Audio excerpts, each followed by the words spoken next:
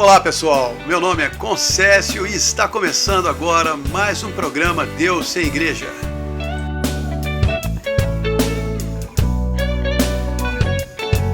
Aqui você vai ouvir textos inspirados, histórias da Bíblia, músicas que tocam o coração e algumas verdades que não são faladas normalmente por aí. O programa Deus sem Igreja quer inspirar a sua fé e te ajudar a conhecer melhor o nosso Pai Celestial e o seu Filho Jesus Cristo, que deu a vida por nós. Hoje vou falar sobre a Páscoa.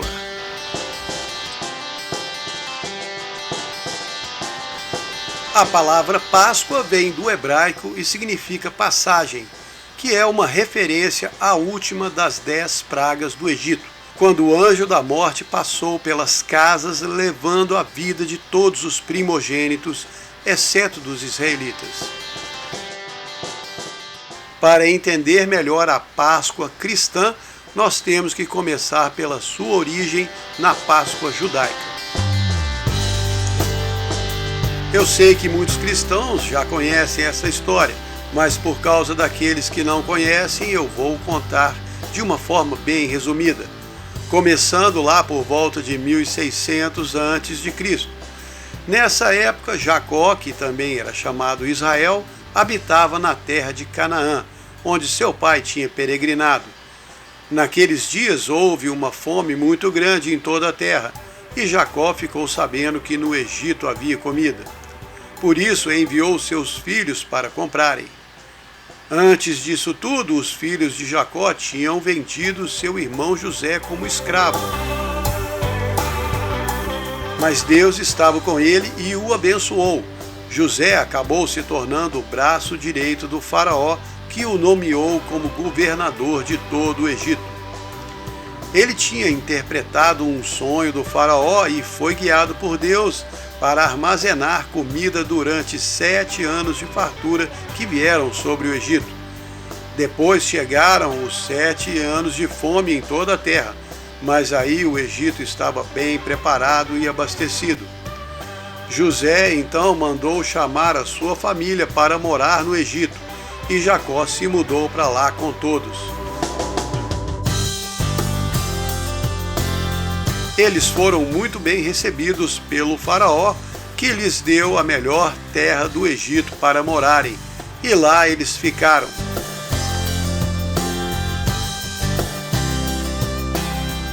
Só que anos mais tarde, o faraó, que era amigo de José, morreu, e depois outro que não conhecia a história veio ao poder e começou a escravizar o povo de Israel. Eles permaneceram 430 anos na terra do Egito, e durante esse tempo a sua carga de trabalhos foi aumentando cada vez mais, até que chegou um ponto que o povo já não aguentava mais e começou a clamar a Deus por causa do seu sofrimento. Foi aí que Deus chamou Moisés para libertá-los. Como essa é a versão resumida da história, eu não vou entrar em detalhes, porque é uma história muito conhecida. Quem quiser pode ler ela toda, começando no capítulo 37 do livro de Gênesis até o capítulo 13 de Êxodo.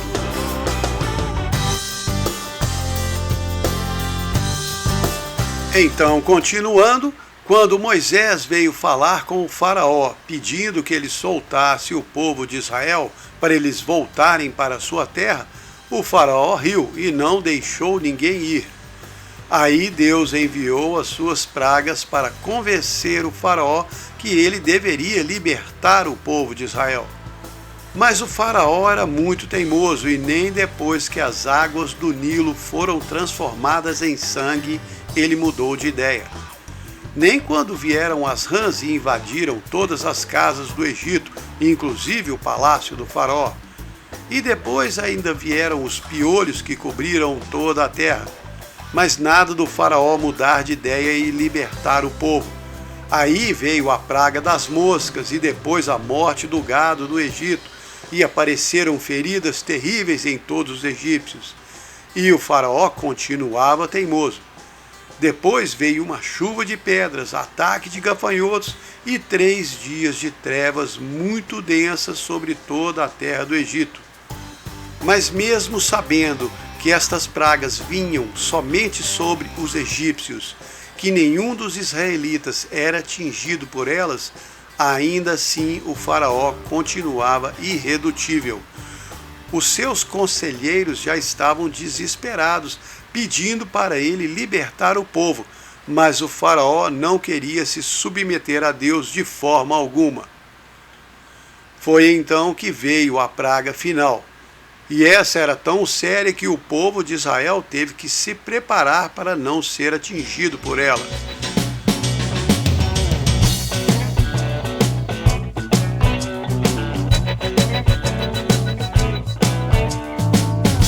Lá em Êxodo 12, Deus disse a Moisés para ensinar todo o povo de Israel como eles deveriam fazer para se proteger dessa enorme praga.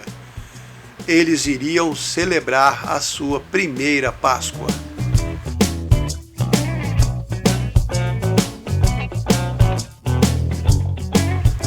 Cada família, no final do dia, deveria matar um cordeiro sem defeito, um macho de 1 ano, usar o seu sangue para pintar os batentes das portas de entrada de suas casas e à noite deveria assar a carne do cordeiro e comer.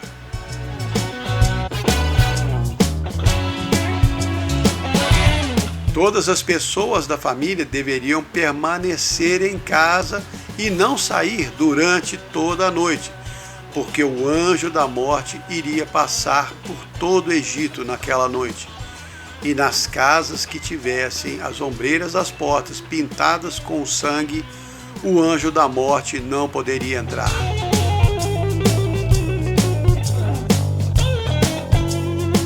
E foi naquela noite que todos os primogênitos do Egito morreram, desde o filho mais velho do faraó até o filho do prisioneiro na cadeia e também os primogênitos de todos os animais.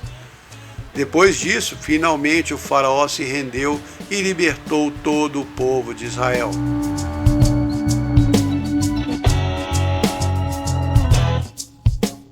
Eles saíram em marcha na direção da terra prometida e a história continua com a travessia do Mar Vermelho, Moisés recebendo os 10 mandamentos no Monte Sinai e muitos outros acontecimentos maravilhosos que eu não vou contar aqui, porque o importante é que vocês entendam a história da primeira Páscoa e como ela está diretamente relacionada com a nossa Páscoa cristã.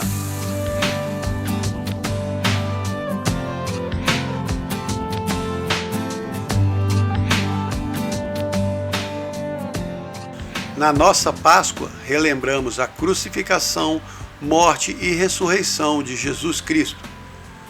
Na verdade, começamos a celebrar no domingo anterior, que chamamos de Domingo de Ramos, porque nele relembramos a entrada triunfal de Jesus em Jerusalém.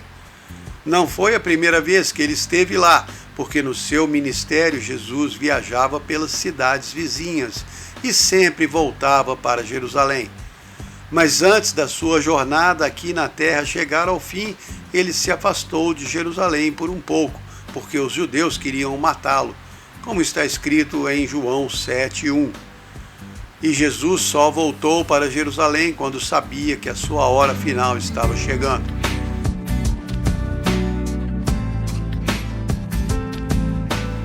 Sobre o Domingo de Ramos, o Evangelho de Marcos conta que quando Jesus estava se aproximando de Jerusalém, enviou seus discípulos à frente para trazerem um jumentinho que estava amarrado.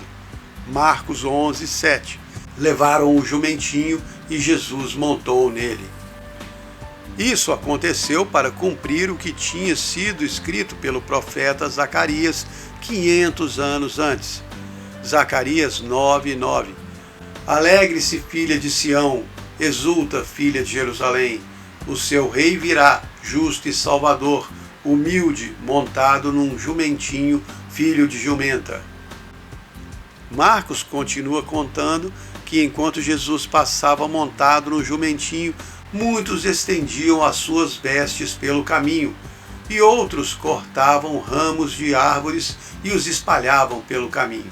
Tanto os que iam na frente quanto os que seguiam atrás clamavam: Hosana, bendito o que vem em nome do Senhor, bendito o reino que vem, o reino de nosso pai Davi. Hosana nas maiores alturas. Marcos 11, 8 a 10. Deus tinha prometido ao rei Davi, lá no Antigo Testamento, que um descendente dele seria sempre rei sobre Israel. Isso está em 2 Samuel 7,16. A tua casa e o teu reino serão firmados para sempre diante de mim. O teu trono será estabelecido para sempre. Mas o povo de Israel se afastou tanto de Deus que mais tarde ele trouxe o rei da Babilônia, Nabucodonosor, para atacar toda a terra de Israel, destruir Jerusalém, queimar e destruir o templo, matar muita gente e levar o resto como prisioneiro. No meio de toda essa destruição e tragédia, quando o profeta Jeremias estava entre os presos exilados, ele recebeu a seguinte mensagem de Deus. Jeremias 33:17. Assim diz o Senhor: nunca faltará a Davi, homem que se assente sobre o trono da casa de Israel. Parecia impossível, pois tudo tinha sido destruído e o povo levado prisioneiro. Mas eles continuaram acreditando e continuaram esperando que um novo rei da descendência de Davi viesse para se assentar sobre o trono de Israel. E este era o rei que os judeus esperavam tanto, o Messias. Mas quando Jesus veio e cumpriu todas as profecias a respeito do Messias, foi rejeitado pelo seu próprio povo, porque eles queriam um rei que os libertasse fisicamente da opressão do Império Romano. Mas Jesus veio para restaurar o Israel espiritual e libertar todos os homens do pecado e da morte. Jesus era descendente de Davi, e ele é o rei que está sentado eternamente no trono de Israel. O médico Lucas, que não conheceu Jesus pessoalmente, quando foi escrever o seu evangelho, fez uma pesquisa minuciosa sobre tudo o que tinha acontecido e levantou toda a árvore genealógica de Jesus até Adão.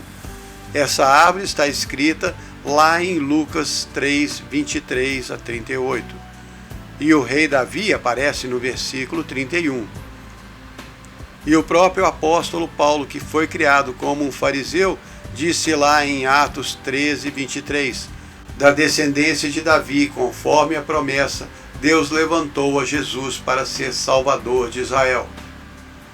Lucas também confirmou lá no começo do seu evangelho, em Lucas 1, 26 a 27. No 6º mês, o anjo Gabriel foi enviado por Deus a uma cidade da Galileia, chamada Nazaré, a uma virgem desposada com um homem cujo nome era José, da casa de Davi. O nome da virgem era Maria. Então Jesus, que é descendente direto de Davi, se tornou o rei eterno sobre Israel. Pronto, cumpriu a promessa. Só que esse Israel não é mais o Israel físico, como eu falei, é o Israel espiritual. E quem explicou isso foi o Paulo quando escreveu aos Gálatas, em Gálatas 3,14. Jesus Cristo nos resgatou para que a bênção de Abraão chegasse aos não-judeus por meio dele, e para que pela fé nós recebêssemos a promessa do Espírito. E isso que eu acabei de ler é muito forte, porque o cristão que não é um judeu por nascimento, que não é da descendência de Abraão, recebeu o direito à bênção que Deus prometeu a Abraão, por causa de Jesus. E Paulo completa no versículo 29, se vocês são de Cristo, então são descendentes de Abraão e herdeiros conforme a promessa. Jesus mudou tudo. Agora todos nós somos irmãos. Somos irmãos uns dos outros e te amamos de coração. Somos irmãos uns dos outros e te amamos de coração. como dizer, não tem palavras pra descrever, só tem que o receber. Peça a Jesus que entre seu coração. Somos irmãos uns dos outros e te amamos de coração. Somos irmãos uns dos outros e te amamos de coração. Tantos anos perdidos, buscando noite e dia, temos que ensinar-lhes que só em Jesus a alegria.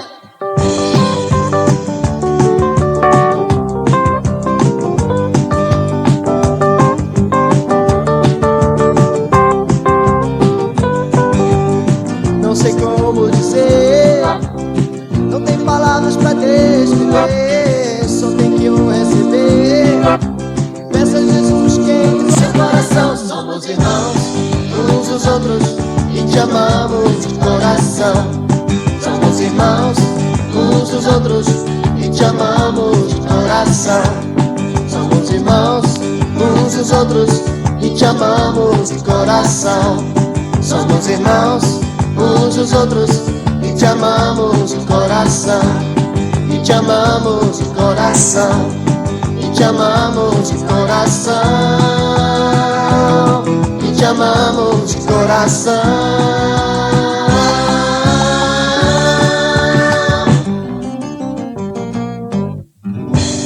Meu nome é Concécio e você está escutando o programa Deus sem Igreja. E hoje estou falando sobre a Páscoa.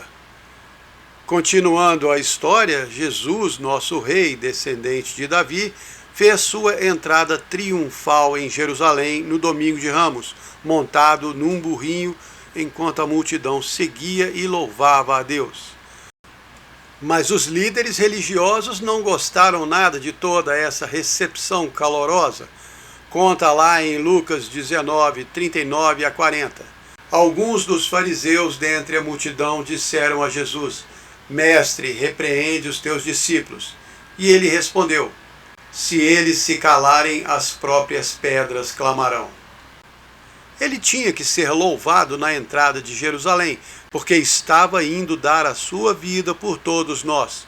Como escreveu o apóstolo João em Apocalipse 5:9, quando recebeu a visão dos últimos dias, num determinado momento, viu os anciãos louvando o Cordeiro de Deus e dizendo: Tu és digno porque foste morto, e com o teu sangue compraste para Deus homens de toda tribo, língua, povo e nação. Jesus se ofereceu como sacrifício supremo para nos libertar da morte eterna. Então, lá em Jerusalém, quando o dia da Páscoa dos judeus estava chegando, Jesus pediu que os seus discípulos preparassem um lugar para eles comerem juntos a Páscoa. Lucas 22:8. Jesus enviou Pedro e João dizendo: Ide, preparai a Páscoa para que a comamos. E foi nessa ceia que ele explicou o seu sacrifício. Lucas 22:19. E tomou o pão, deu graças, partiu e deu aos seus discípulos, dizendo: Isto é o meu corpo que é dado por vós, fazei isto em memória de mim. Agora eu tenho que fazer um parêntese aqui para explicar o significado do corpo.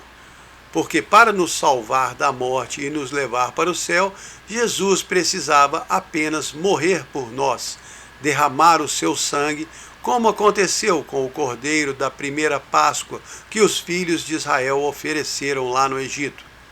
Eles sacrificaram esse cordeiro e o seu sangue foi usado para pintar as ombreiras das portas das casas.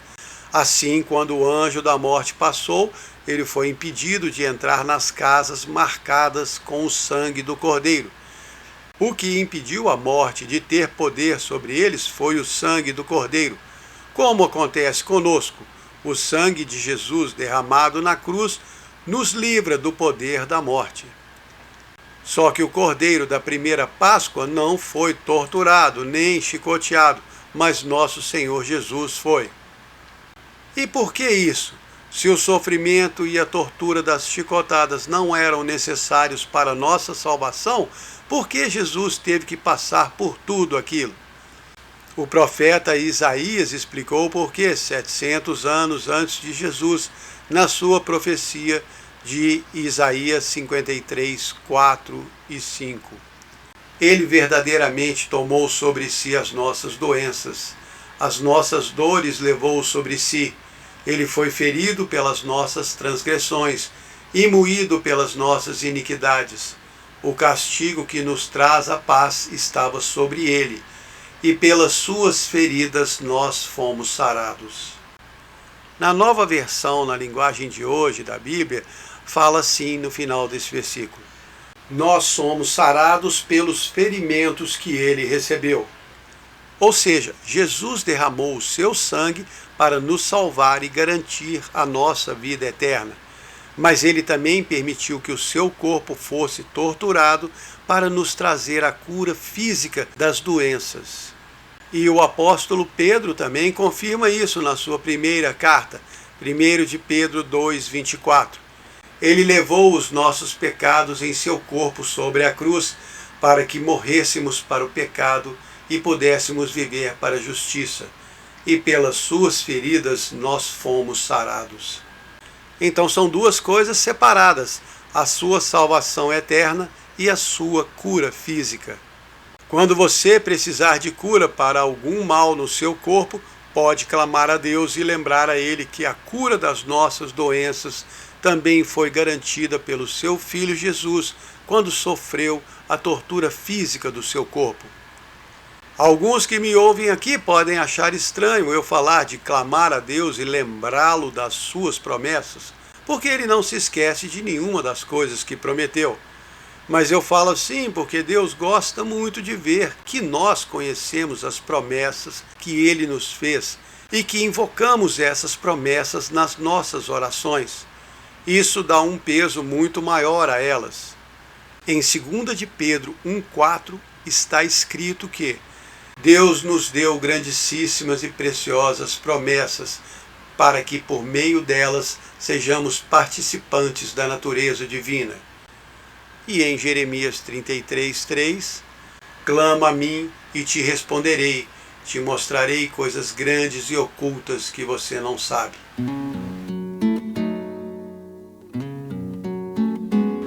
Então, continuando com a história da Páscoa, na Santa Ceia, Lucas 22:20. Da mesma maneira, Jesus tomou o cálice depois de comer e disse: este é o cálice da nova aliança no meu sangue derramado por vós. E por que nova aliança? Porque a velha aliança foi a que Deus fez com o seu povo através das tábuas da lei. Eles deveriam guardar toda a lei para serem salvos.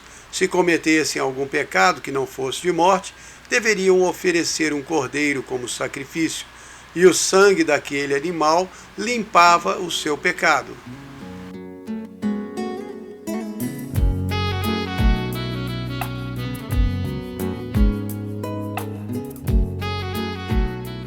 Mas todo ser humano comete pecados, como o sábio rei Salomão escreveu em Eclesiastes 7:20.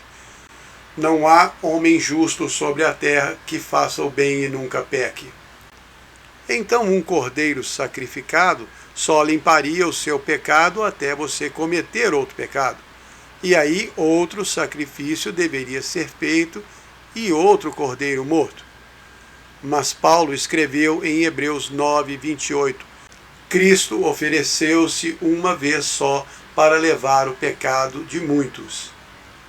E também em Hebreus 10:10, Paulo escreveu, fomos santificados pela oferta do corpo de Cristo, feita uma vez por todos. Então, quando derramou o seu sangue, Jesus estava limpando os pecados de todos os seres humanos de uma vez por todas. Pecados passados, presentes e futuros. Foi por isso que o apóstolo João também escreveu em 1 João 2:2. É por meio do próprio Jesus Cristo que os nossos pecados são perdoados.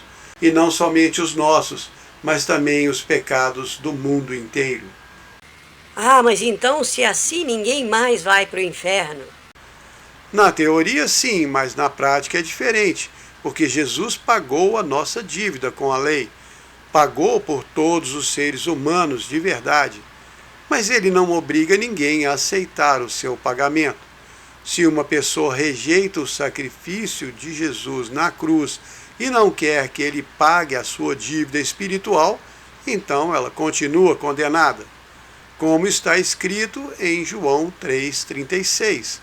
Todo aquele que crê no Filho tem a vida eterna, mas todo aquele que rejeita o Filho não verá a vida, pois sobre ele permanece a ira de Deus. Ira de Deus? Mas por que Deus fica com raiva da pessoa que rejeita Jesus? Essa não é uma pergunta muito inteligente, mas eu vou responder mesmo assim. Deus e Jesus bolaram um plano para livrar o homem da maldição que Adão trouxe sobre todos os seus descendentes. Toda a humanidade foi submetida ao inimigo de Deus por causa da sua desobediência.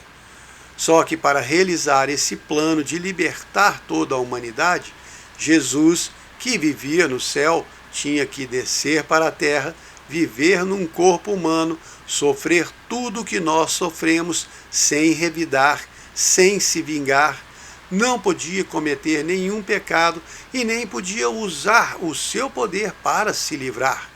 Ele tinha que aceitar de boa vontade ser traído, surrado, torturado, humilhado e morto. E ainda depois tinha que ser lançado no inferno e ficar lá por 3 dias. O preço que ele pagou foi caro demais. Nenhum ser humano seria capaz de suportar tudo isso. Aí vem um sujeito e faz pouco caso de tudo o que ele passou. Despreza o que Jesus fez e ainda reclama que Deus não pode achar ruim. Deus é sempre bom, sempre perdoa e sempre espera que você se arrependa e faça o bem. Mas ele também não é idiota e ninguém zomba de Deus. Pense bem, Jesus é o perdão de Deus. Se você rejeita Jesus, está rejeitando o perdão que Deus quer te conceder. Então, continua condenado. Se você aceita o sacrifício de Jesus, se reconhece o que ele fez por você, mesmo que erre e cometa pecados, Deus vai ser paciente, amoroso e vai te perdoar. Ele sabe que você é um pecador, e pecar não é o problema, como explicou o apóstolo lá em 1 João 2:1. Filhinhos, escrevo essas coisas para que vocês não pequem, mas se alguém pecar, temos um advogado para com o Pai, Jesus Cristo o justo.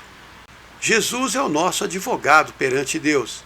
E se ele é o advogado de defesa e Deus é o juiz, quem é o nosso acusador? Lemos sobre ele em Apocalipse 12:10. Pois já o acusador de nossos irmãos foi lançado fora, aquele que diante de Deus os acusava dia e noite. O inimigo da sua alma é o seu acusador. Mas não interessa qual a acusação que ele possa apresentar a Deus contra nós, nem interessa que castigo ele queira exigir que Deus aplique em nós, porque a punição destinada a nós já foi aplicada em Jesus. Ele recebeu o castigo por nós. A nossa dívida com a lei foi crucificada juntamente com ele. Colossenses 2,14. Jesus riscou o escrito da dívida que havia contra nós na lei, tirou-o do meio de nós e o pregou na cruz. E por isso nós podemos viver felizes e aliviados, porque estamos livres das garras da morte. Ah, mas todo mundo morre, você também vai morrer. Sim, eu vou morrer nesse corpo físico, a primeira morte, mas não vou morrer no espírito, a segunda morte. É o que está escrito em Apocalipse 20:6. Bem-aventurado e santo aquele que tem parte na primeira ressurreição, na ressurreição de Jesus. Sobre estes não tem poder a segunda morte, mas serão sacerdotes de Deus e de Cristo, e reinarão com ele. O futuro de quem aceita Jesus como Salvador e permite que ele viva dentro do seu coração é maravilhoso, é surpreendente. Está escrito em 1 Coríntios 2, 9: as coisas que o olho não viu e o ouvido não ouviu e não chegaram ao coração do homem são as que Deus preparou para aqueles que o amam. O nosso amanhã vai ser maravilhoso.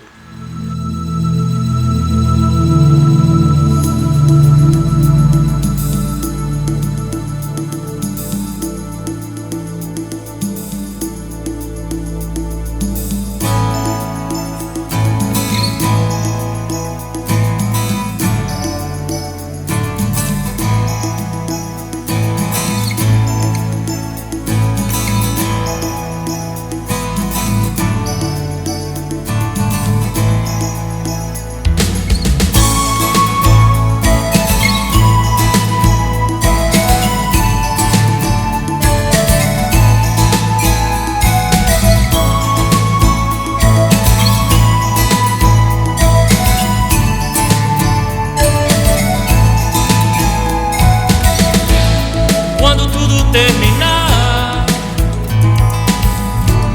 e não existir mais guerras, quando não existir o pranto e não houver mais tristezas, somente o que vive, somente o que cresce. Amanhã, quando o mundo for livre, amanhã, quando o mundo for livre,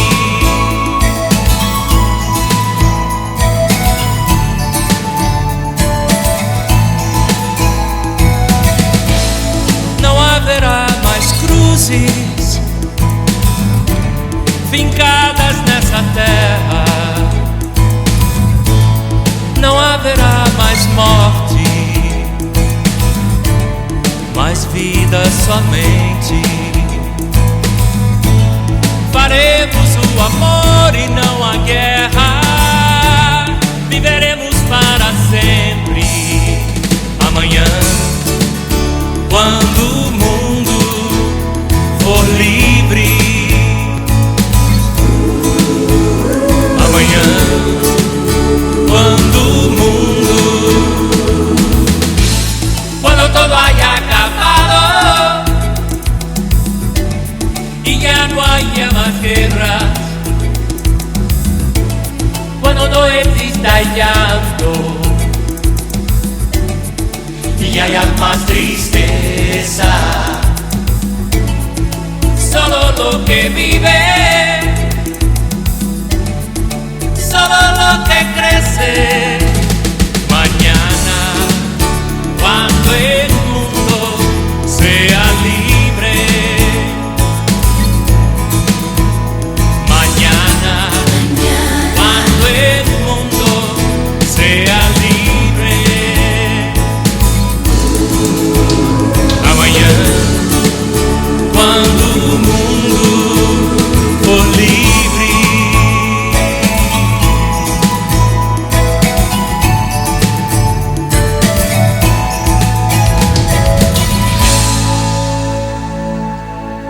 Aqui é o Concécio e você está escutando o programa Deus Sem Igreja. Aquele programa sensacional que te mostra uma nova visão espiritual. Aqui você escuta verdades da Bíblia de uma forma mais simples, agradável e não comprometida. Meu objetivo é te aproximar de Deus e te ajudar a conhecer melhor Jesus e tudo o que Ele fez por você. Se quiser mandar uma mensagem, o número do WhatsApp é 319-9690-3688. 319-9690-3688. No programa de hoje estou falando sobre a Páscoa.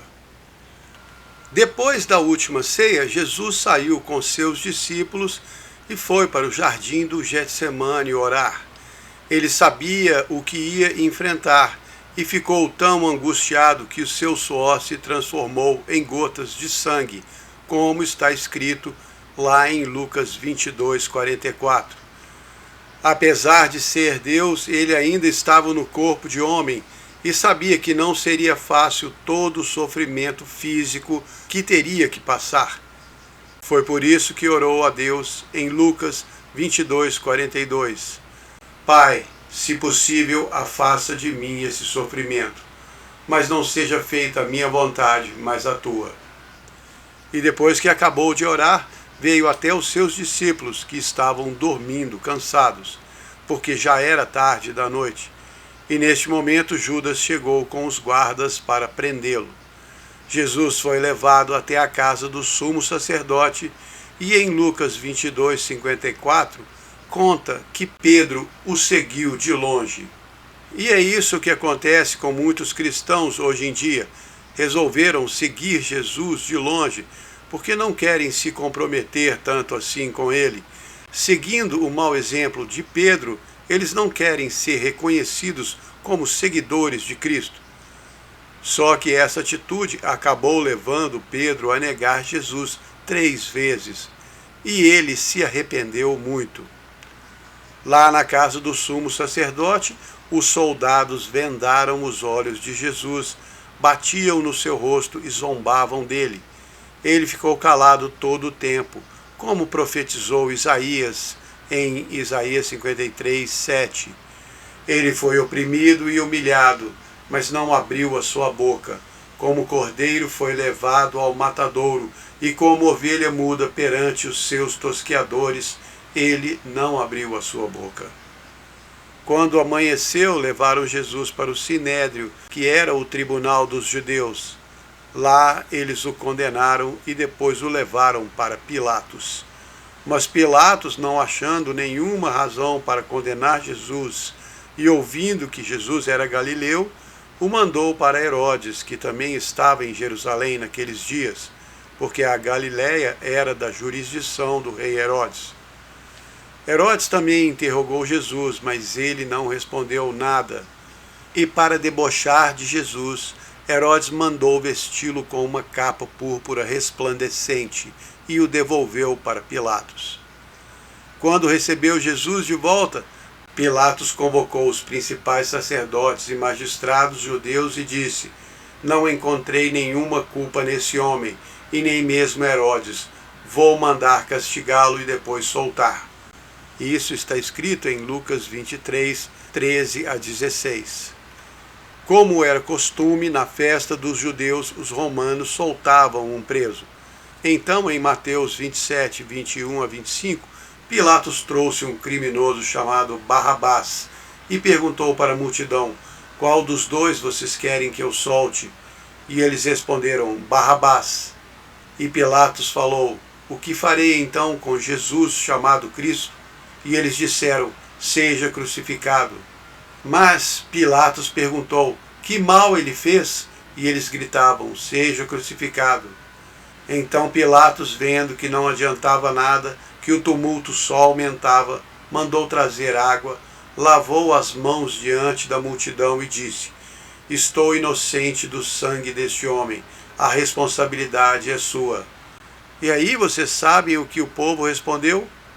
Em Mateus 27:25 diz: respondeu todo o povo: o seu sangue caia sobre nós e nossos filhos. Então Pilatos mandou soltar Barrabás e entregou Jesus aos soldados para ser crucificado.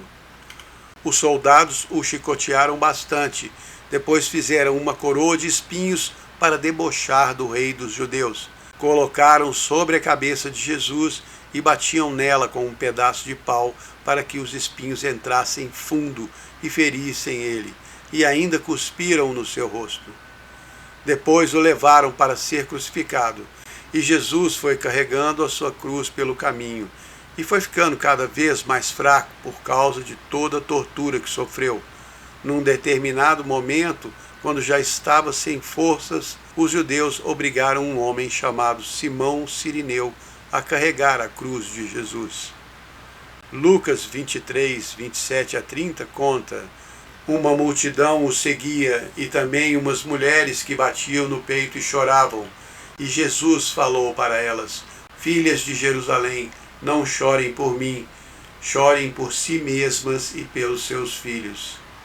Lucas 23, 33 a 38. Quando chegaram ao lugar chamado Caveira, crucificaram ali Jesus com outros 2 criminosos, um à direita e outro à esquerda. Eles repartiram as suas vestes e tiraram a sorte para ver quem ficaria com a sua túnica. Por cima dele estava uma inscrição em letras gregas, romanas e hebraicas, que dizia: "Este é o Rei dos Judeus".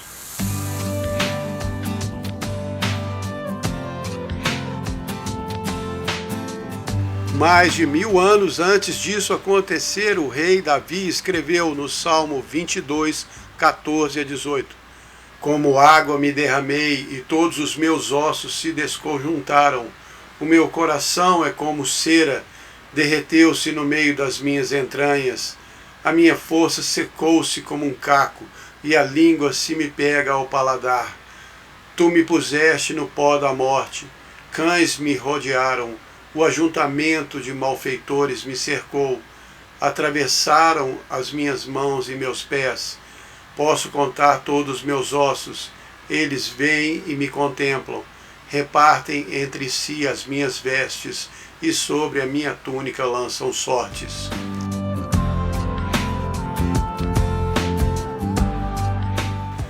Todas as profecias escritas no Antigo Testamento sobre o Messias foram cumpridas por Jesus.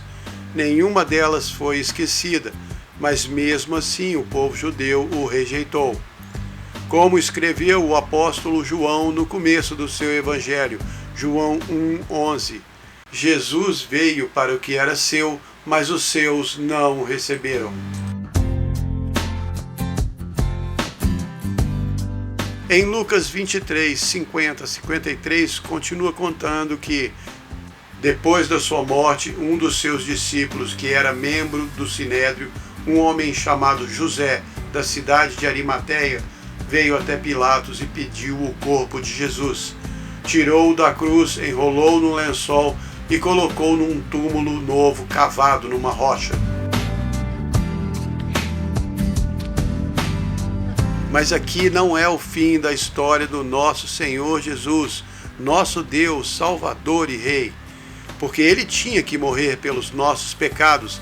Ele não foi assassinado, Ele se entregou de livre e espontânea vontade, como Ele mesmo disse lá em João 10, 17 a 18. "Por isso o Pai me ama, porque dou a minha vida para tornar a tomá-la. Ninguém a tira de mim, mas eu a dou espontaneamente. Eu tenho autoridade para dá-la e autoridade para tomá-la de volta."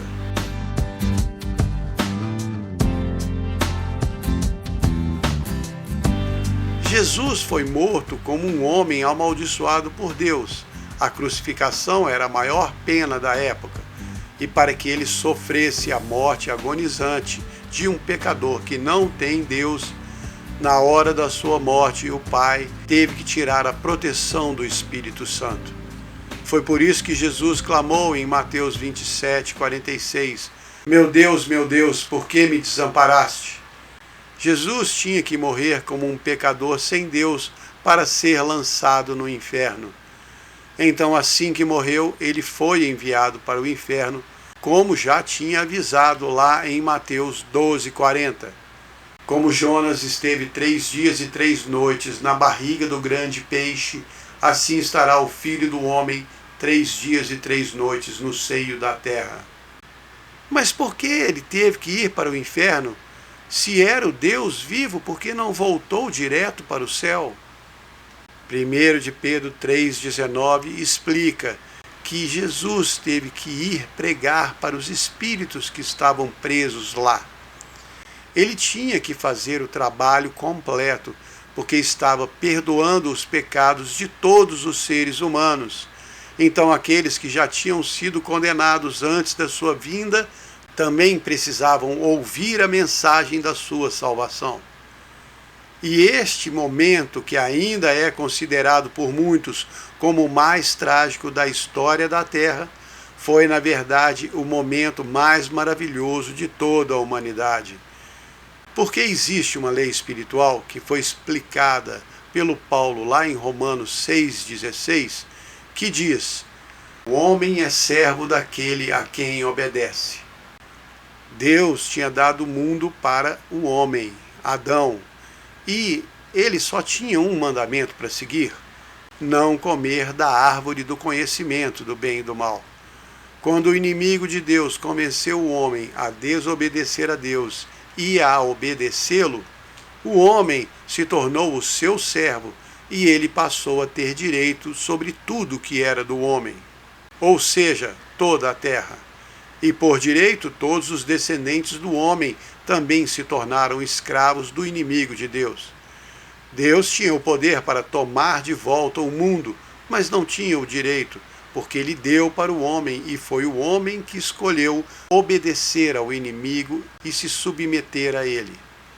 E o homem não tinha poder para enfrentar o inimigo e tomar de volta o que Deus lhe deu. Mas quando Jesus chegou no inferno e o inimigo de Deus, o cobrador das almas dos homens, veio cobrar a alma dele, deu de cara com o Criador. E Jesus, como homem, tinha direito de tomar de volta o que era seu, e como Deus ele tinha o poder.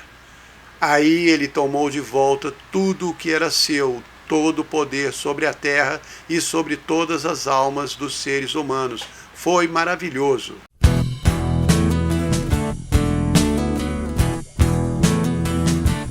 E lá no inferno ele ofereceu a salvação eterna para todos os que quisessem, todos os mortos de todas as eras. Imagino que não deve ter ficado ninguém lá. E depois disso, ressuscitou dos mortos e levou para casa todas as almas resgatadas. E essa é a história verdadeira da nossa Páscoa cristã. Esta é a base sólida da fé cristã. Cristo morreu por nós, para que nossos pecados fossem todos perdoados. Ele ressuscitou e venceu a morte, como ele mesmo disse depois para o apóstolo João lá em Apocalipse 1, 17 e 18. Eu sou o primeiro e o último. Eu sou o que vivo. Fui morto, mas estou vivo para todo sempre. E tenho as chaves da morte e do inferno. Então, essa semana de Páscoa, comemore com muita alegria e gratidão o maior acontecimento da terra. Faça uma oração de agradecimento a Jesus por tudo que ele fez por você. Pense no que ele teve que passar para te garantir a entrada no céu. Não despreze o que ele fez. Não interessa o que você vai comer ou beber, o que interessa é o que você tem no seu coração. Você já aceitou Jesus como Salvador e já pediu para ele morar dentro de você? Se sim, se alegre com ele e agradeça pelo presente da vida eterna. Se ainda não pediu, não perca nem um minuto. Reconheça Jesus como seu Salvador e peça para ele vir morar dentro de você. Ele disse lá em João 14, 23, se alguém me amar, guardará minha palavra, meu Pai o amará, e nós viremos para ele e nele vamos morar. Deixe Deus e Jesus morarem dentro de você, e esta vai ser a melhor Páscoa da sua vida. Tenho certeza que você vai querer muito retribuir tudo o que ele fez por você.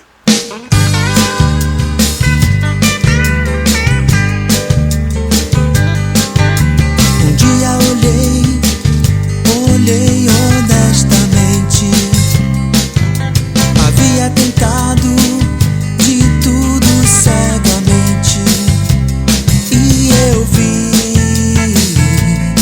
que não havia neste mundo razão para viver, até que um dia ouvi falar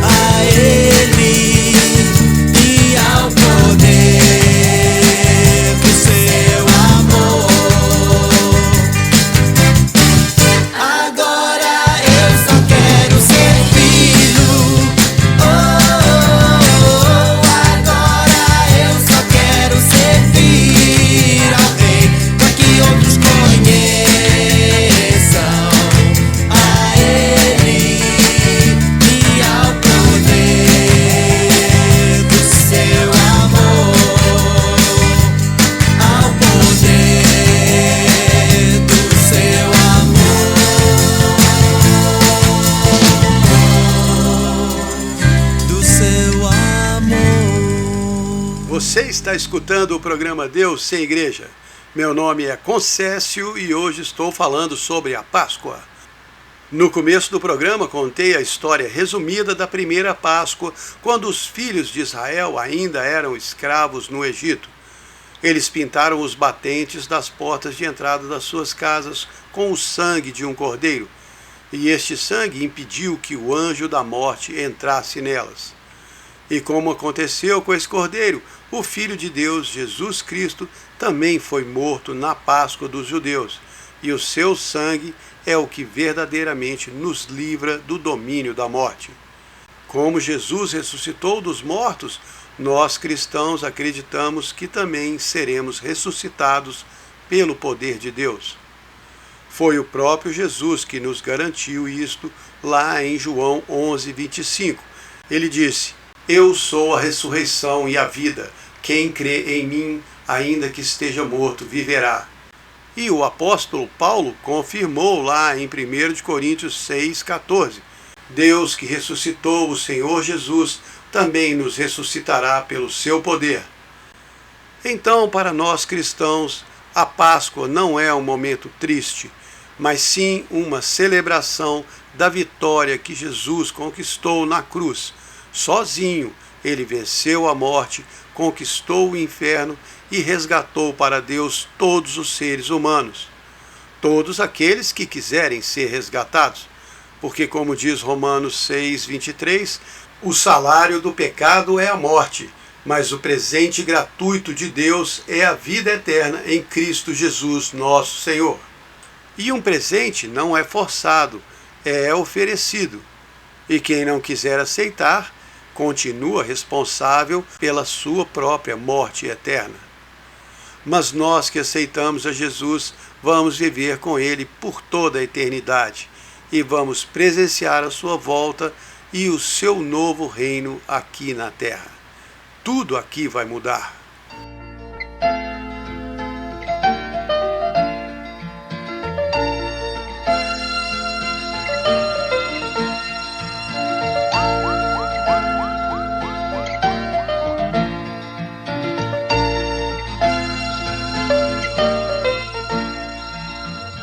Um dia destes, tudo isto vai passar. Vem um novo céu, vem uma nova terra. Eu sei que não vai demorar. Vejo sinais no sol e na terra.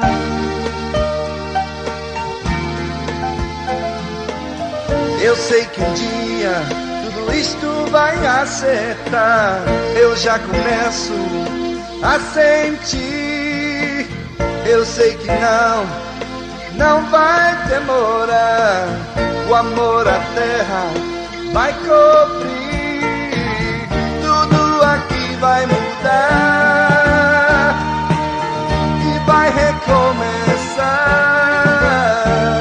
O amor à terra cobrirá.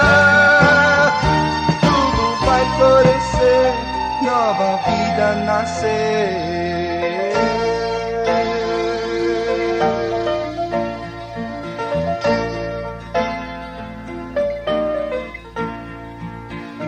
Um dia destes, tudo isto vai passar. Vem um novo céu, vem uma nova terra.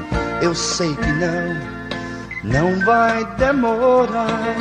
Vejo sinais no sol e na terra.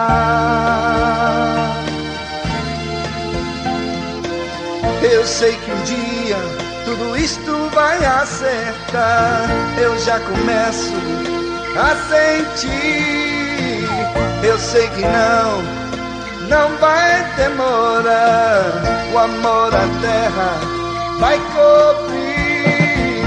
Tudo aqui vai mudar e vai recomeçar.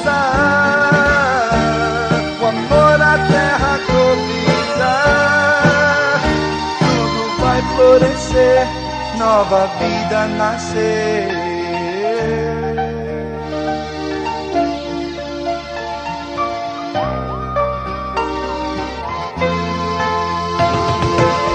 Tudo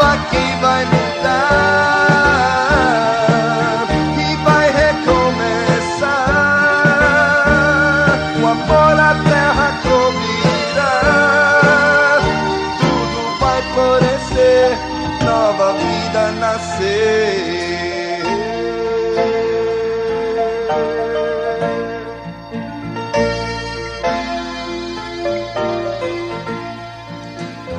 O dia virá, não vai demorar.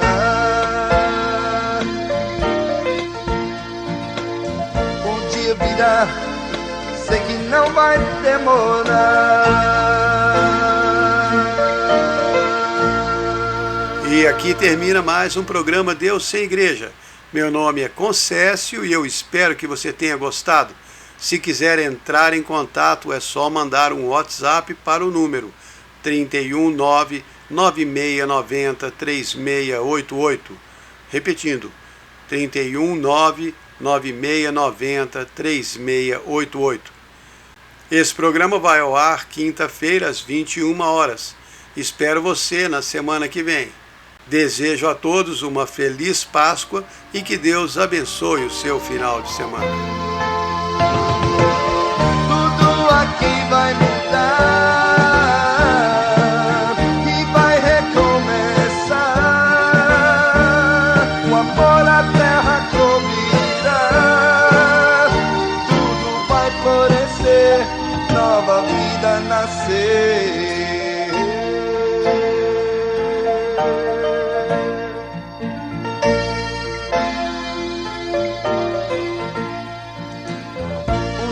Virá, não vai demorar.